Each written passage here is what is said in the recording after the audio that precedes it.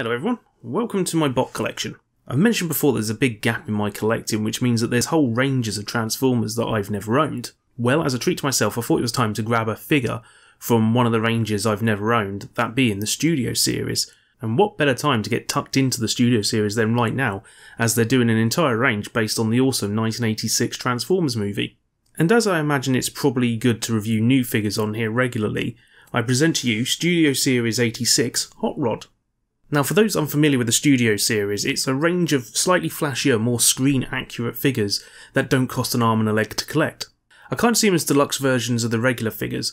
Deluxe as in flashier, not the class size. Hot Rod here is a Voyager size class, but as a figure he is rather noticeably deluxe, as in the size class, not being flashier, although he is flashier than a deluxe figure in general. To be fair, size classes have kind of stopped meaning much these days. It's really more to do with how many parts the figure is made out of, how many accessories and whatnot. To be clear though, I absolutely think this figure earns the Voyager class status in that respect. As a Studio class figure, he's pretty accurate to how he appears on screen in the film. The look is pretty spot on, and sure, you could critique it in harsher detail. For example, he's not as pink as he appears on screen. To be fair though, when has he ever been? He's certainly more pink than the original toy, and he's certainly a lot closer than most interpretations of him over the years. For me, he's a pretty nice shade that balances out with all the orange and yellows. Well, most of the yellows. There's one yellow part that sticks out a little bit, and we'll come back to that later. Articulation-wise, he's got all the mobility you'd usually expect. The head can swivel and tilt about a fair bit on a pretty stiff ball joint. Arms are pretty impressive and capable of all the usual movement, and are even capable of scooting up to head height, allowing Roddy to take a rather considerate sneeze into his elbow pit. On top of all that, he's got some basic finger articulation in the form of a 4-finger flap. Knees can bend right back into a pretty perfect tiger knee. Feet can tilt back, forth and sideways, but I have noticed a few stress marks appearing where the ankles meet the leg. Hopefully nothing to worry about, but I did spot it after transforming him only once. Oh, and the way he swivels. He comes with a few features and accessories to kit him out rather nicely. 2 blasters which look pretty good but are painted. When you come to stow them away, they're designed to fit into these slits on his back, but I've got to be honest, I'm not too keen on that. They're pretty tight, which makes me think it will scratch the paint off the guns sooner rather than later. Hot Rod also comes with a buzzsaw for when you need to slice up some calamari. You attach it to his left hand by opening his arm up and spinning the hand around to attach it to the peg that's revealed inside.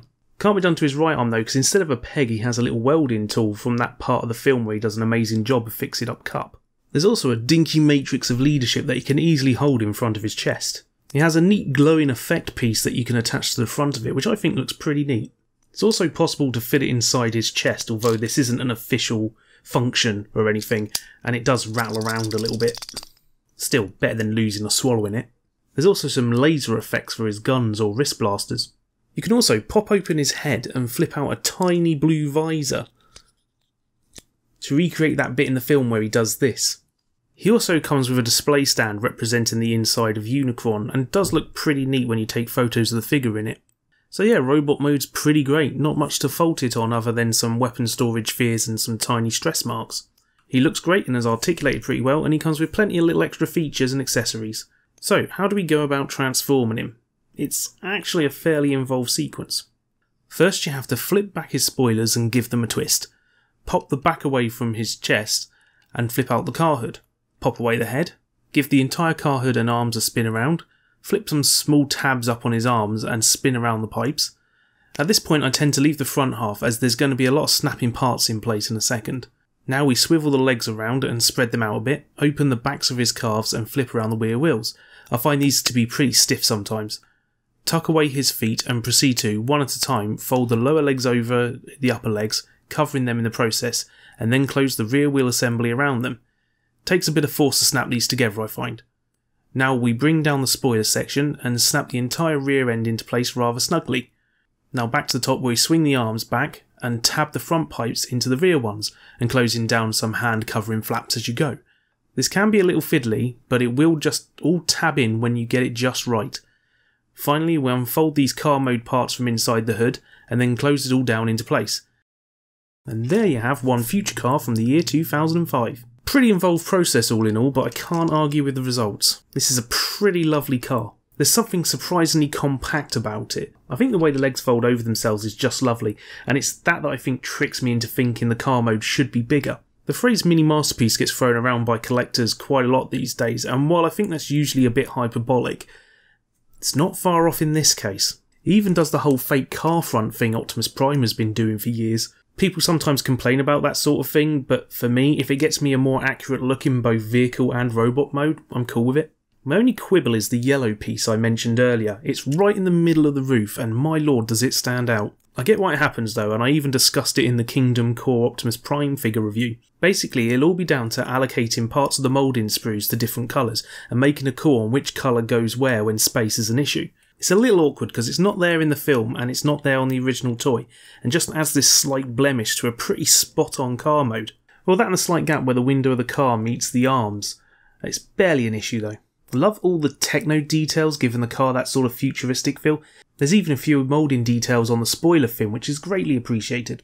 You can fit the guns on the roof or the engine, which recalls the G1 toy, but again, it's much too tight and it doesn't feel good to do. I guess they didn't want to put 5mm pegs on the front of the car. I do wish a few figures would do the peg hole concealment thing Dark of the Moon Megatron did, but I guess that's one extra plastic part and a spring when parts allocation can be tight. I know I've had a few gripes in this review, but I really have to stress that despite those, this is one heck of a figure. He looks great in robot mode and car mode, if you ignore the yellow joint. He's full of play features and can pose up a storm in the sort of way that reminds me that they're kind of blessed with these figures. We had nothing this amazing when I was a kid. I have a few of the 86 movie figures from back then, and while they are great, they aren't quite on the same level as these new Studio Series guys. I would love to get the whole movie range spread across the Studio Series and Kingdom lines this year, but I doubt I'll have the money, especially for that Unicron. So far though, I have this guy and Kingdom Cyclonus, which are currently both sitting as some of my top figures since I started collecting again. So it's a hearty recommendation from me.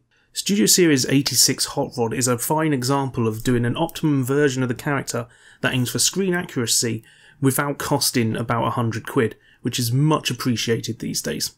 So, thank you for watching. Let me know if you've been collecting the 86 movie figures and which one I should try to get next. I think Grimlock looks rather lovely. Drop a like and subscribe, and I'll catch you next time. Bye!